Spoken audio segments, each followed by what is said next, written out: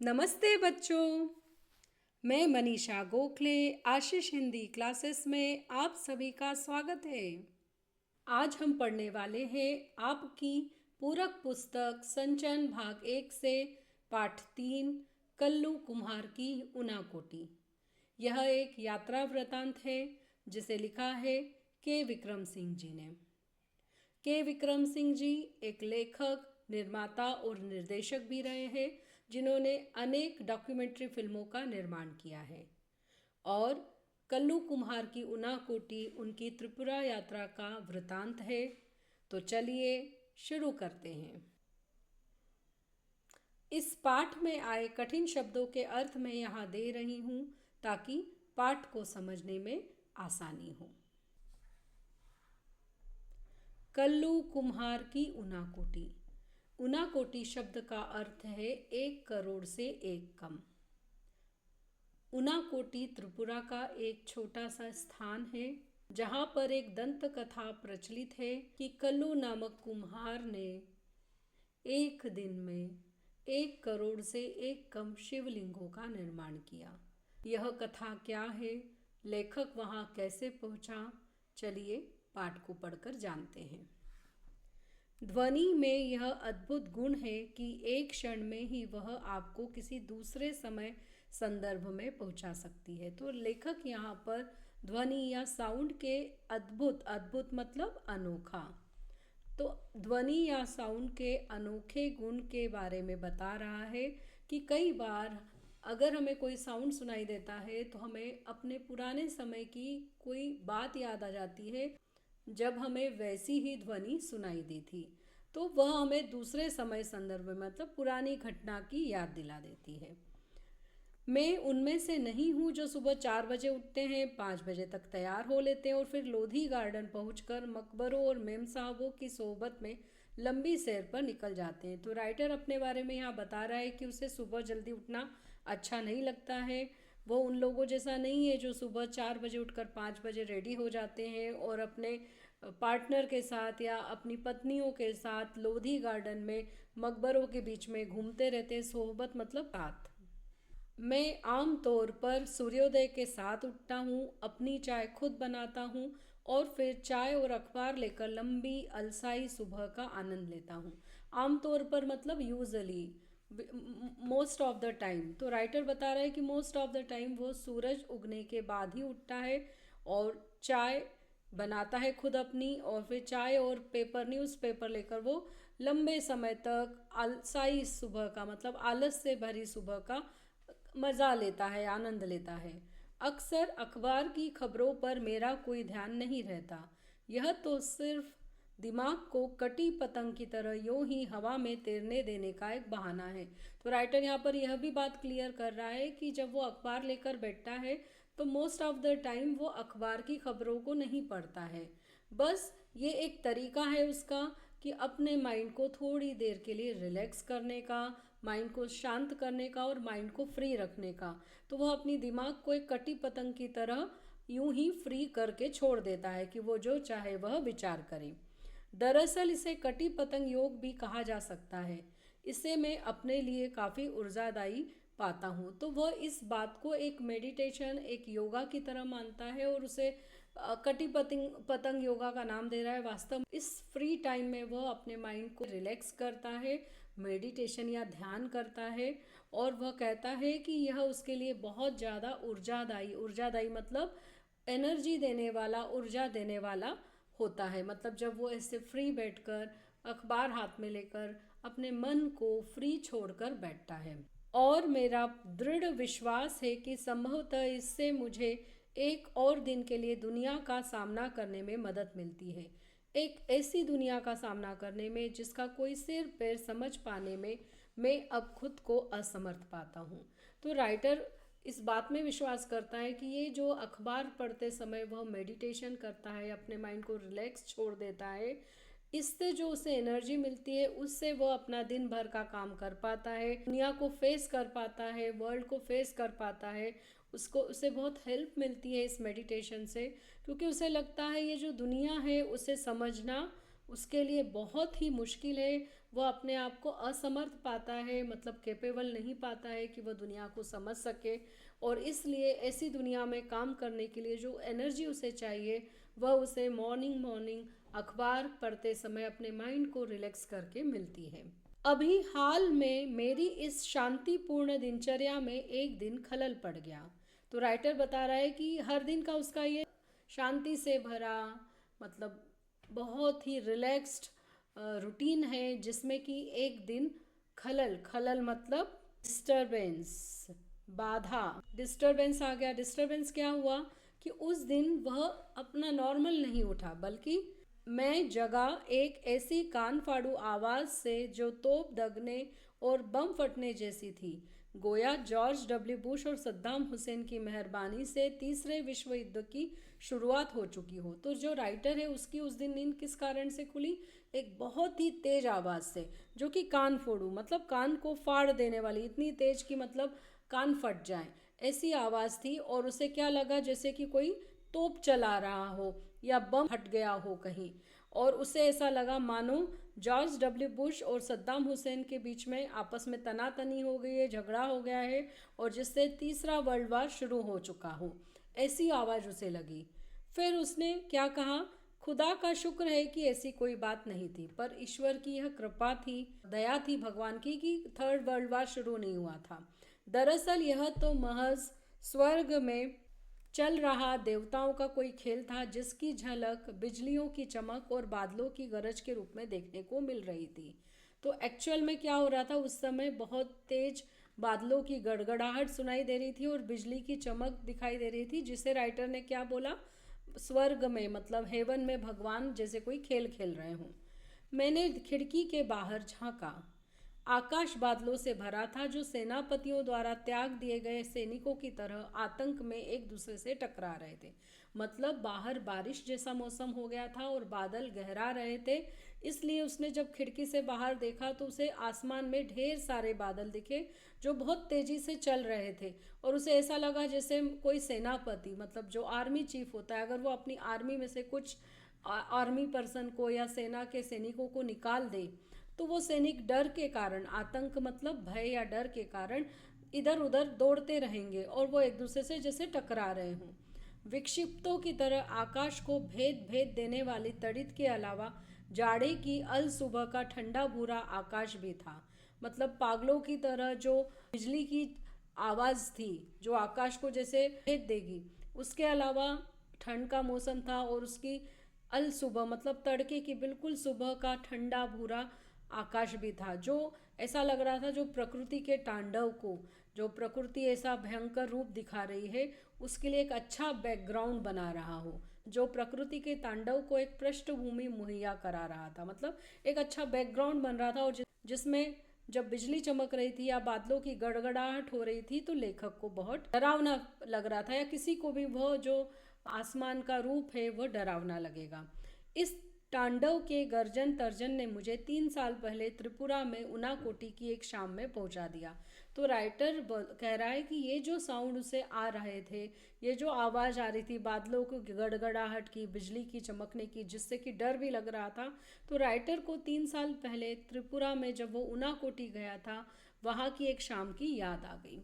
दिसंबर 1999 में on the road शीर्षक से 3 खंडों वाली एक टीवी श्रृंखला बनाने के सिलसिले में मैं त्रिपुरा की राजधानी अगरतला गया था। तो राइटर बता रहा है कि ये जो घटना है वो दिसंबर 1999 की है, जब वह एक टीवी सीरीज बनाने वाले थे जिसका नाम था ऑन द रोड, और ये 3 पार्ट में बनने वाली थी। और उसके सिलसिले में, उसकी शूटिंग के सिलसिले में वो त्रिपुरा की राजधानी अगरतला में गए थे। इसके पीछे बुनियादी विचार त्रिपुरा की समूची लंबाई में आर पार जाने वाले राष्ट्रीय राजमार्ग 44 से यात्रा करने और त्रिपुरा की विकास संबंधी गतिविधियों के बारे में जानकारी देने का था। तो जो उनका बेसिक आइडिया था इस टीवी श्रृंखला के बारे में, वो ये था कि वो त्रिपुरा की लंबाई में जो राष्ट्रीय राजमार्ग NH44 है उसकी यात्रा करेंगे, और उस यात्रा के दौरान वो त्रिपुरा के विभिन्न जगहों पर जो विकास संबंधी जो डेवलपमेंट हो रहा है, जो एक्टिविटीज़ चल रही है वहाँ डेवलपमेंट की, उसके बारे में जानकारी इकट्ठा करेंगे, उसको शूट करेंगे, उसके ऊपर वो एक टीवी सीरीज़ बनाएंगे। तो ये उनका बेस आइडिया था, उनका प्लान था, और जिसके लिए कि वो अगरतला गए थे। त्रिपुरा भारत के सबसे छोटे राज्यों में से है। 34% से ज़्यादा की इसकी जनसंख्या वृद्धि दर भी खासी ऊंची है। 3 तरफ से यह बांग्लादेश से घिरा हुआ है और शेष भारत के साथ इसका दुर्गम जुड़ाव उत्तर पूर्वी सीमा से सटे मिजोरम और असम के द्वारा बनता है। तो यहाँ पर राइटर त्रिपुरा के बारे में बता रहा है कि वो यह भारत के जो स्मॉल स्टेट्स हैं उनमें से एक है, और इसकी जो पॉपुलेशन ग्रोथ रेट है वो बहुत ही ज़्यादा है, 34%, 34%। और उसका रीज़न वह ये भी बताता है कि यहाँ पर बांग्लादेश के लोग काफ़ी आते हैं। तो ये बता रहा है कि 3 तरफ से यह जो त्रिपुरा है यह बांग्लादेश से घिरा हुआ है, और केवल उत्तर पूर्वी सीमा में, मतलब उत्तर पूर्वी जो इसकी बॉर्डर है वहाँ पर यह मिजोरम और असम के द्वारा भारत के अन्य राज्यों से जुड़ा हुआ है या शेष भारत से जुड़ा हुआ है। सोनामुरा, बेलोनिया, सबरूम और कैलाश शहर जैसे त्रिपुरा के ज़्यादातर महत्वपूर्ण शहर बांग्लादेश के साथ इसकी सीमा के करीब हैं। यहाँ तक कि अगरतला भी सीमा चौकी से महज 2 किलोमीटर पर है। बांग्लादेश से लोगों की अवैध आवक यहाँ ज़बरदस्त है और इसे यहाँ सामाजिक स्वीकृति भी हासिल है, और यहाँ की असाधारण जनसंख्या वृद्धि का मुख्य कारण यही है। तो राइटर बता रहा है कि यहाँ के जो मेन सिटीज़ है जैसे सोनामुरा, बेलोनिया, सबरूम और कैलाश शहर, ये सभी बांग्लादेश बॉर्डर से काफ़ी पास में हैं। यहाँ तक कि जो उसकी कैपिटल है अगरतला, उसकी भी जो बॉर्डर है वो भी बांग्लादेश की जो बॉर्डर की जो चौकी है उससे केवल 2 किलोमीटर दूरी पर है। और इस कारण यहाँ पर इल्लीगल तरीके से बांग्लादेशीज बहुत ज़्यादा आते हैं, और यहाँ पर और त्रिपुरा में उन्हें सोशली एक्सेप्ट भी किया जाता है। और यही कारण है कि यहाँ की जो पॉपुलेशन ग्रोथ है या जनसंख्या वृद्धि है वह असाधारण है, एबनॉर्मल है। असम और पश्चिम बंगाल से भी लोगों का प्रवास यहाँ होता ही है। कुल मिलाकर बाहरी लोगों की भारी आवक ने जनसंख्या संतुलन को स्थानीय आदिवासियों के खिलाफ ला खड़ा किया है, और यह त्रिपुरा में आदिवासी असंतोष की मुख्य वजह है। तो उसके अलावा असम और पश्चिम बंगाल से भी लोग यहाँ पर ट्रैवल करते हैं, यहाँ पर रहने आते हैं। तो इस तरह से जो बाहर के लोग आने लग गए हैं उससे यहाँ का जो पॉपुलेशन बैलेंस है वो बिगड़ गया है, और जो यहाँ के लोकल ट्राइबल्स हैं वो इसके खिलाफ हैं। वो इन लोगों को एक्सेप्ट नहीं कर पाते हैं क्योंकि उससे उनका जो हक है वह कम हो जाता है, या वहाँ के जो रिसोर्सेस हैं, वहाँ के जो संसाधन है, वहाँ पर उनको उन संसाधनों को उनके साथ बांटना पड़ता है। और यही कारण है कि आदिवासियों में असंतोष है, वो डिससेटिस्फाइड है। पहले 3 दिनों में मैंने अगरतला और उसके इर्द गिर्द शूटिंग की, जो कभी मंदिरों और महलों के शहर के रूप में जाना जाता था। तो फर्स्ट 3 डेज जो थे उसमें राइटर ने अगरतला जो कैपिटल है त्रिपुरा की और उसके आसपास इर्द गिर्द मतलब आसपास की जगहों की शूटिंग की। पहले यह अगरतला मंदिरों और महलों का शहर माना जाता था क्योंकि यहाँ पर बहुत अधिक संख्या में मंदिर और महल थे। उज्जयंत महल अगरतला का मुख्य महल है जिसमें अब वहाँ की राज्य विधानसभा बैठती है। राजाओं से आम जनता को हुए सत्ता हस्तांतरण को यह महल अब नाटकीय रूप में प्रतीकित करता है। इसे भारत के सबसे सफल शासक वंशों में से एक लगातार 183 क्रमिक राजाओं वाले त्रिपुरा के माणिक्य वंश का दुखद अंत ही कहेंगे। तो उज्जैन महल जो कि अगरतला का एक मेन पैलेस है, अब वहाँ पर वहाँ की स्टेट असेंबली होती है। तो पहले जहाँ पर राजाओं का अपना दरबार हुआ करता था वहाँ पर असेंबली होना एक तरह से राज शासन से जनता को जो सत्ता का हस्तांतरण हुआ है, मतलब राजा के हाथ से अब जनता के हाथ में जो राज्य गया है, जो पावर गई है, जो लोकतंत्र डेमोक्रेटिक पावर हो गई है मोनार्की से, उसका ये एक बहुत अच्छा एग्जाम्पल है वो उज्जैन महल जहाँ पर कि अब स्टेट असेंबली लगती है।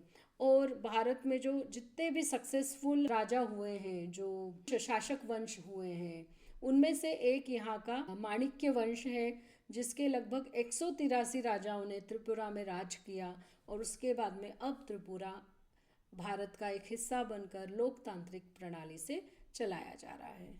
त्रिपुरा में लगातार बाहरी लोगों के आने से कुछ समस्याएं तो पैदा हुई हैं, लेकिन इसके चलते यह राज्य बहुधार्मिक समाज का उदाहरण भी बना है।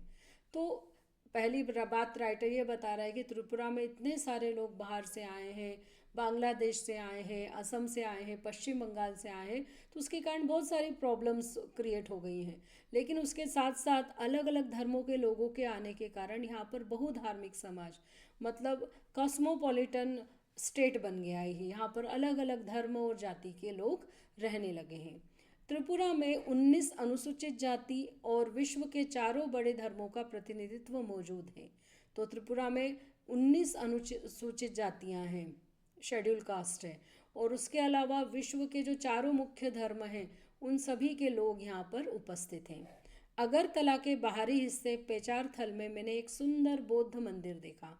पूछने पर मुझे बताया गया कि त्रिपुरा के 19 कबीलों में से 2 यानी चकमा और मूग महायानी बौद्ध हैं। ये कबीले त्रिपुरा में वर्मा या म्यांमार से चटगांव के रास्ते आए थे। दरअसल इस मंदिर की मुख्य बुद्ध प्रतिमा भी 1930 के दशक में रंगून से लाई गई थी। तो यहाँ पर एक एग्जाम्पल बुद्ध धर्म का वो बता रहे हैं कि अगरतला के आउट सर्कल में एक पेचारथल जगह है जहाँ पर उन्होंने एक सुंदर सा बौद्ध मंदिर देखा। वहाँ पर उन्हें पता चला कि जो त्रिपुरा में 19 ट्राइबल्स कम्युनिटी रहती है उनमें से 2 हैं चकमा और मूग जो कि महायानी बौद्ध हैं, और ये ट्राइबल्स त्रिपुरा में वर्मा और म्यांमार से चटगांव के रास्ते आए थे और यहाँ पर बस गए। और इस मंदिर में जो बुद्ध प्रतिमा है वो भी 1930 में रंगून से लाई गई थी। अगरतला में शूटिंग के बाद हमने राष्ट्रीय राजमार्ग 44 पकड़ा और टिलियामुरा कस्बे में पहुंचे, जो दरअसल कुछ ज़्यादा बड़ा हो गया गांव ही है। यहाँ मेरी मुलाकात हेमंत कुमार जमातिया से हुई, जो यहाँ के एक प्रसिद्ध लोक गायक हैं और जो 1996 में संगीत नाटक अकादमी द्वारा पुरस्कृत भी हो चुके हैं। तो अगरतला के आसपास 3 दिन शूटिंग करने के बाद में फिर राइटर अपनी टीम के साथ नेशनल हाईवे 44 पर आगे बढ़ा और वो टिलियामुरा कस्बे में मतलब टाउन में पहुंचा। इसे कस्बा इसलिए कहा है क्योंकि यह गांव से लगभग थोड़ा ज़्यादा बड़ा है। और यहाँ पर वो मिले हेमंत कुमार जमातिया से, जो कि यहाँ के एक फेमस या प्रसिद्ध लोक गायक हैं, फोक सिंगर हैं, और जिन्हें 1996 में 1996 में संगीत नाटक अकादमी पुरस्कार भी मिला है। तो हेमंत कोक बारोक बोली में गाते हैं, जो त्रिपुरा की कबीलाई बोलियों में से एक है। तो जिस भाषा में उन्होंने गीत गाए हैं वो है कोक बारोक बोली, जो कि त्रिपुरा के जो ट्राइबल्स हैं, ट्राइबल्स की एक बोली है। जवानी के दिनों में वे पीपुल्स लिबरेशन ऑर्गेनाइजेशन के कार्यकर्ता थे, लेकिन जब उनसे मेरी मुलाकात हुई तब वे हथियारबंद संघर्ष का रास्ता छोड़ चुके थे और चुनाव लड़ने के बाद जिला परिषद के सदस्य बन गए थे।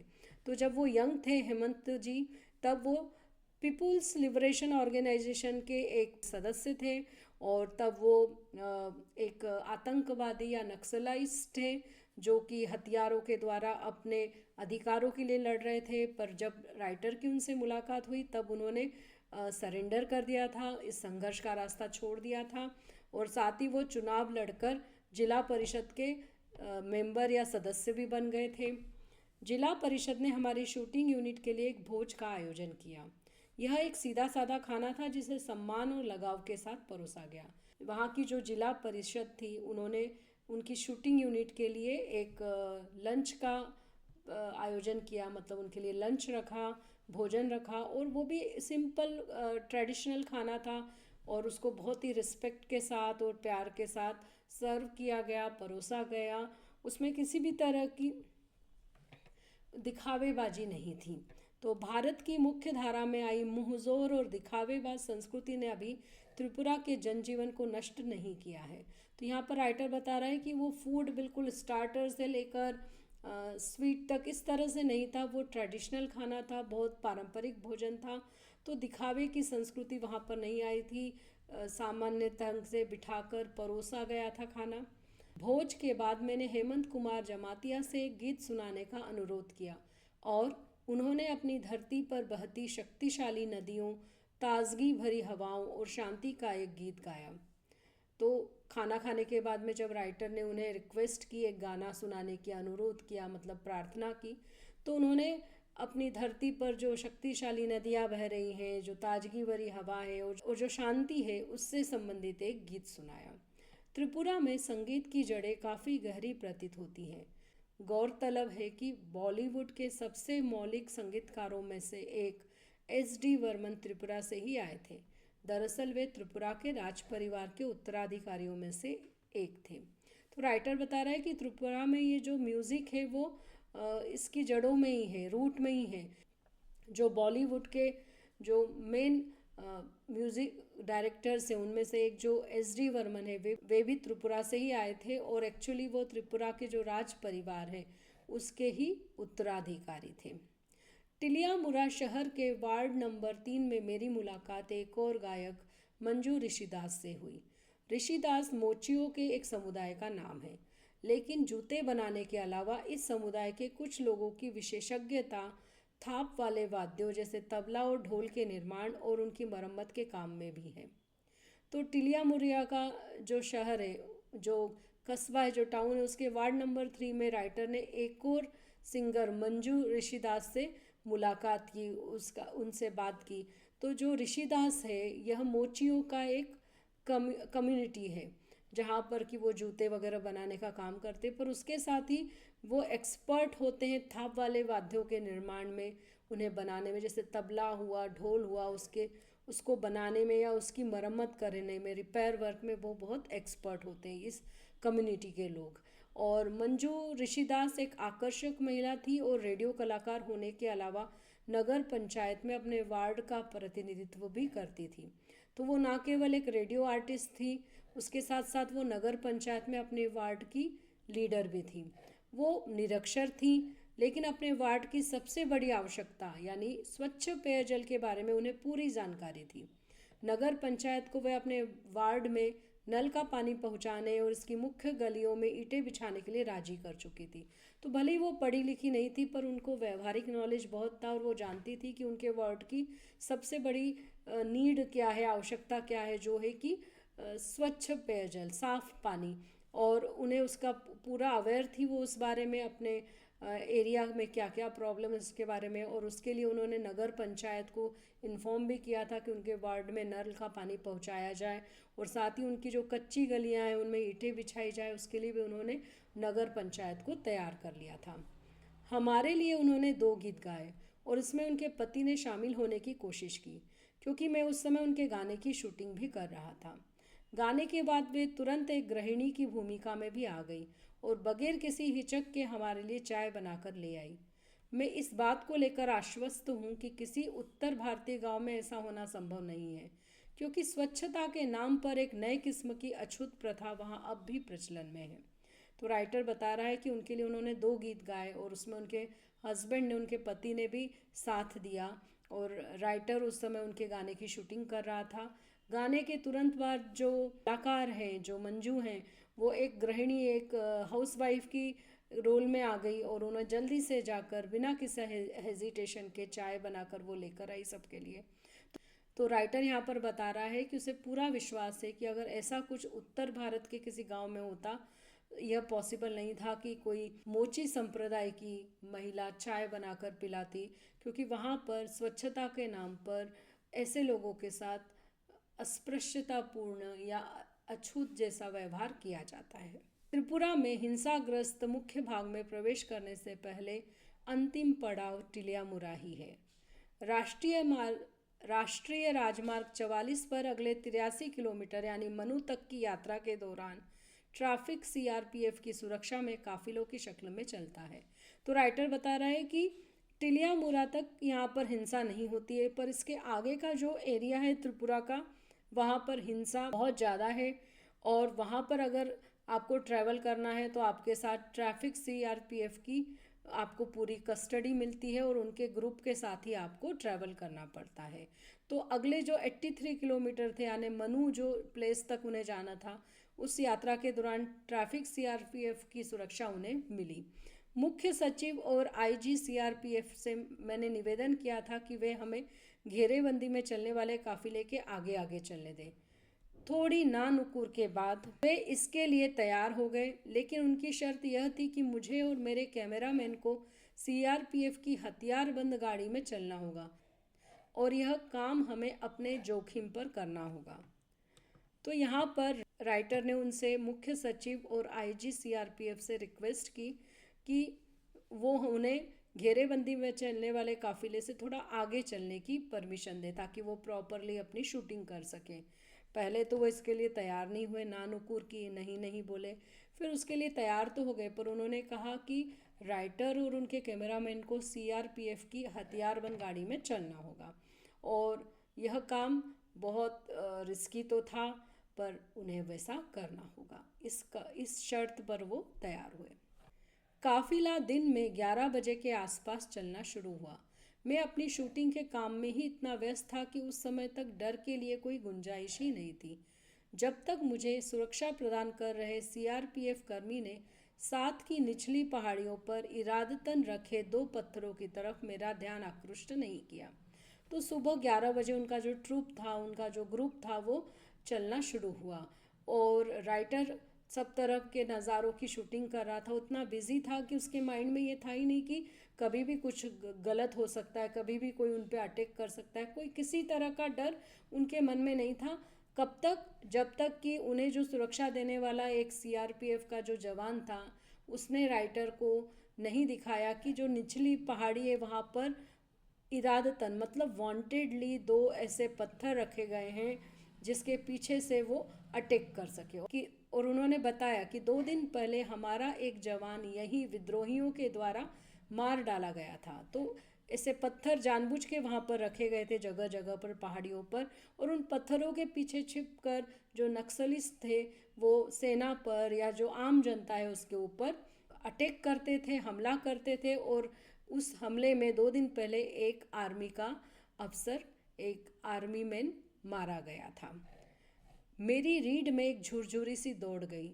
मनु तक की अपनी शेष यात्रा में मैं यह ख्याल अपने दिल से निकाल नहीं पाया कि हमें घेरे हुए सुंदर और अन्यथा शांतिपूर्ण प्रतीत होने वाले जंगलों में किसी जगह बंदूकें लिए विद्रोही भी छुपे हो सकते हैं।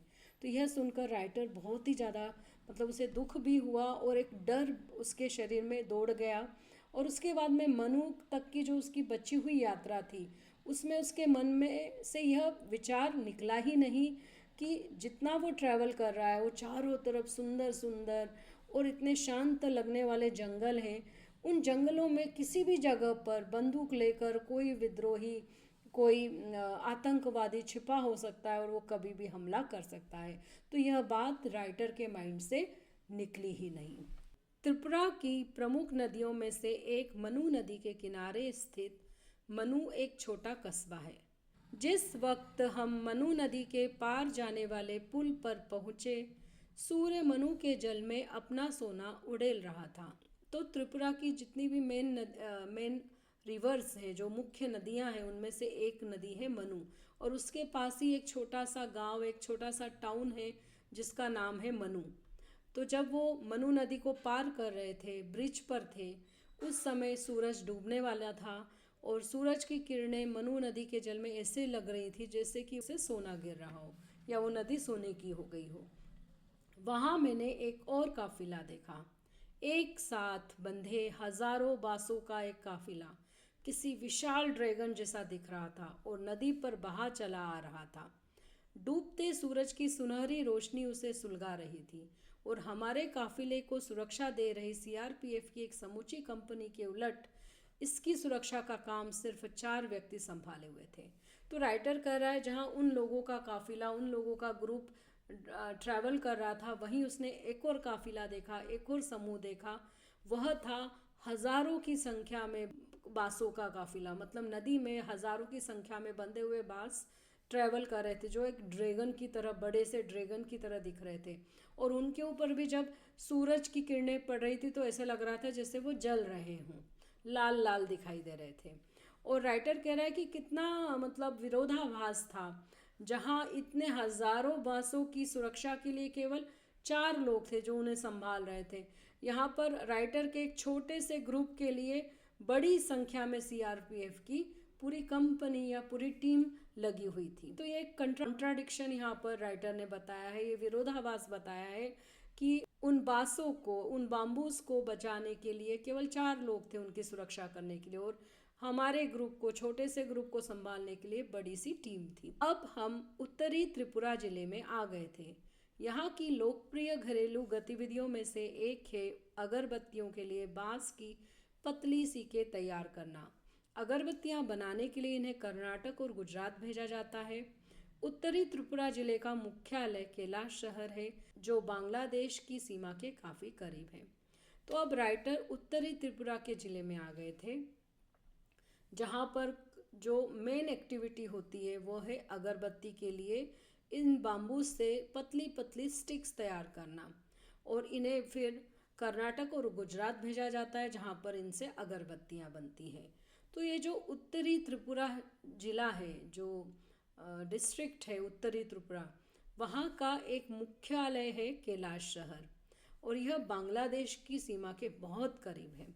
मैंने यहाँ के जिलाधिकारी से मुलाकात की, जो केरल से आए एक नौजवान निकले।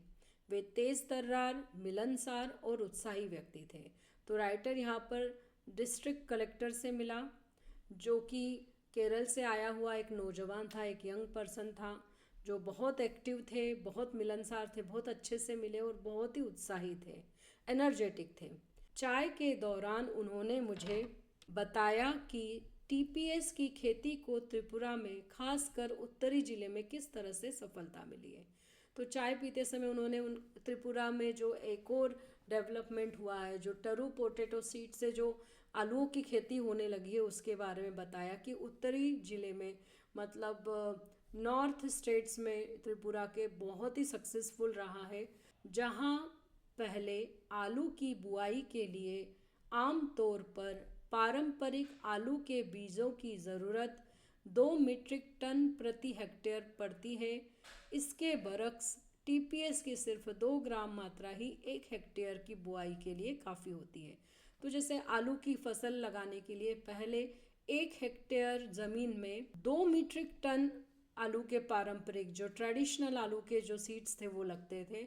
अब उसके बदले में जो टीपीएस है, जो टरू पोटैटो सीड्स है, उनके केवल 100 ग्राम की क्वांटिटी 1 हेक्टेयर में बुआई के लिए सफिशिएंट हो जाती है।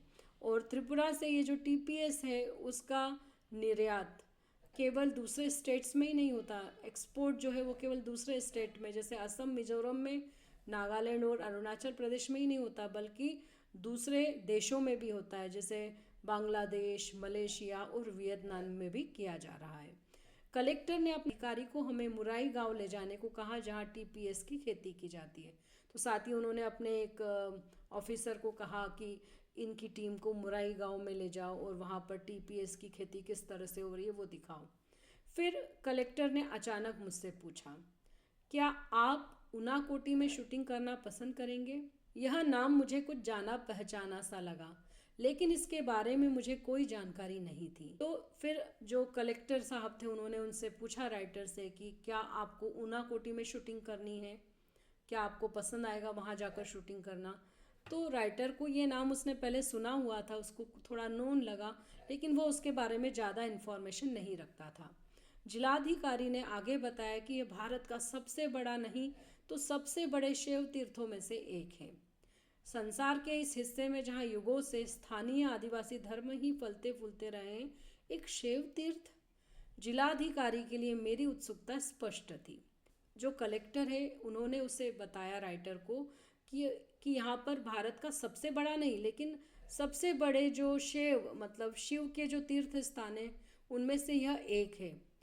तो राइटर को बड़ा आश्चर्य हुआ कि एक ऐसी जगह जहाँ पर कि ट्राइबल लोग रहते हैं और उनके ही धर्म फलते फूलते, मतलब विकसित होते हैं, ऐसी जगह पर एक शैव तीर्थ स्थान है। तो राइटर की जो ये उत्सुकता थी वह जिलाधिकारी को, कलेक्टर को समझ में आ रही थी। तो उन्होंने बताया कि यह जगह जंगल में काफ़ी भीतर है, हालांकि यहाँ से इसकी दूरी सिर्फ 9 किलोमीटर है। तो राइटर ये भी बताया उन्होंने कि ये जंगल में अंदर की तरफ है ये जगह, और ये केवल 9 किलोमीटर दूर है। अब तक मेरे ऊपर इस जगह का रंग चढ़ चुका था। टिलियामुरा से मनु तक की यात्रा कर लेने के बाद मैं खुद को ज़्यादा साहसी भी महसूस करने लगा था। मैंने कहा कि मैं निश्चय ही वहाँ जाना चाहूँगा, और यदि संभव हुआ तो इस जगह की शूटिंग करना भी मुझे अच्छा लगेगा। तो इतना मतलब अलग जगह के बारे में सुनकर राइटर को उसमें इंटरेस्ट आया। हाँ, राइटर के मन में उस जगह के प्रति आकर्षण हुआ। और वैसे भी अब टिलियामुरा से यहाँ तक मनु तक उसने बहुत मतलब सीआरपीएफ के जवानों के साथ इतनी यात्रा की थी, तो अब राइटर में वो डर नहीं रहा था, उसमें हिम्मत आ गई थी कि हम ट्रैवल कर सकते हैं उन लोगों के साथ। तो इसलिए राइटर ने कहा कि मैं पक्का वहाँ जाना चाहूँगा, और अगर पॉसिबल हुआ तो मैं वहाँ शूटिंग करना भी चाहूँगा। मैं वहाँ के सुंदर नज़ारों को अपने कैमरे में कैद करना चाहूँगा। अगले दिन जिलाधिकारी ने सारे सुरक्षा इंतजाम किए, और यहाँ तक कि ऊनाकोटी में ही हमें लंच कराने का प्रस्ताव भी रखा। वहाँ हम सुबह 9 बजे के आसपास पहुँच गए, लेकिन 1 घंटे हमें इंतज़ार करना पड़ा, क्योंकि खासे ऊंचे पहाड़ों से घिरी होने के चलते इस जगह सूरज की रोशनी 10 बजे ही पहुँच पाती है। तो नेक्स्ट डे जो कलेक्टर साहब थे उन्होंने सारे उनके सेफ्टी के लिए जितने भी इंतज़ाम थे, अरेंजमेंट थे, वो सब कर दिए थे, और उनके लिए लंच की व्यवस्था भी ऊनाकोटी में की थी। वहाँ वे लोग 9 बजे पहुँच गए थे, लेकिन चूंकि वहाँ सूरज की रोशनी 10 बजे पहुँचती है, क्योंकि वो चारों तरफ से ऊंचे पहाड़ों से घिरा है और जंगल के अंदर है, तो वहाँ अंधेरा ही अंधेरा था। तो 1 घंटा उन लोगों को इंतज़ार करना पड़ा। लगभग 10 बजे वहाँ पर सूरज की रोशनी दिखाई देने लगी। ऊनाकोटी का मतलब है 1 कोटि, यानी 1 करोड़ से एक कम। दंत कथा के अनुसार ऊनाकोटी में शिव की 1 कोटि से एक कम मूर्तियां हैं। विद्वानों का मानना है कि यह जगह 10 वर्ग किलोमीटर से कुछ ज़्यादा इलाके में फैली है, और पाल शासन के दौरान 9वीं से 12वीं सदी तक के 300 वर्षों में यहाँ चहल पहल रहा करती थी। तो यह जो एरिया है इसका नाम है ऊनाकोटी। ऊनाकोटी का मतलब है 1 कोटि, यानी 1 करोड़ से एक कम। तो जो यहाँ पर लोक कथा या दंत कथा प्रचलित है, यहाँ के लोग जो कहानी सुनाते हैं उसके अनुसार यहाँ पर शिव जी की 1 करोड़ से एक कम मूर्तियाँ हैं। और जो विद्वान हैं, जो एक्सपर्ट्स हैं, जो स्कॉलर्स हैं, उनका मानना है कि यह जो जगह है ये 10 वर्ग किलोमीटर से ज़्यादा एरिया में फैली हुई है। और पाल शासन जो कि 9वीं से 12वीं सदी के बीच में था, जो 300 सालों का समय है, उस समय यहाँ काफ़ी लोग रहा करते थे और बहुत चहल पहल हुआ करती थी। पहाड़ों को अंदर से काटकर यहाँ विशाल आधार मूर्तियाँ बनी हैं।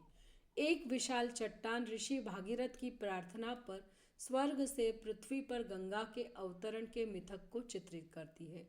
तो अगर इस एरिया को देखें तो यहाँ पर आपको दिखाई देगा कि पहाड़ों को काट करके यहाँ पर बड़ी बड़ी मूर्तियाँ बनाई गई हैं। उसमें से एक जो चट्टान है उस पर ऋषि भागीरथ की प्रार्थना पर जो स्वर्ग से पृथ्वी पर गंगा नदी का अवतरण हुआ था उसकी कहानी को डिस्प्ले किया गया है, चित्रित किया गया है। गंगा अवतरण के धक्के से कहीं पृथ्वी धंसकर पाताल लोक में ना चली जाए, लिहाजा शिव को इसके लिए तैयार किया गया कि वे गंगा को अपनी जटाओं में उलझा लें और इसके बाद इसे धीरे धीरे पृथ्वी पर बहने दें। तो ये जो पौराणिक कथा है, पुराणों में वर्णित जो कथा है उसके अनुसार ये है कि जब भागीरथ ऋषि ने प्रार्थना की गंगा को धरती पर आने की, तो जब गंगा नीचे उतर रही थी, अवतरित हो रही थी, तो डर ये था कि अगर वो एकदम धरती पे आई तो उनमें जो शक्ति है उसके धक्के से कहीं पृथ्वी पाताल लोक में ना चली जाए। इसलिए शिव जी की प्रार्थना की गई, उन्हें तैयार किया गया कि वे अपनी जटाओं में गंगा को उलझा लें, जिससे कि उसका जो प्रेशर है, जो दबाव है, वह पृथ्वी पर एकदम ना पड़े और वह धीरे धीरे पृथ्वी पर बहने लगे।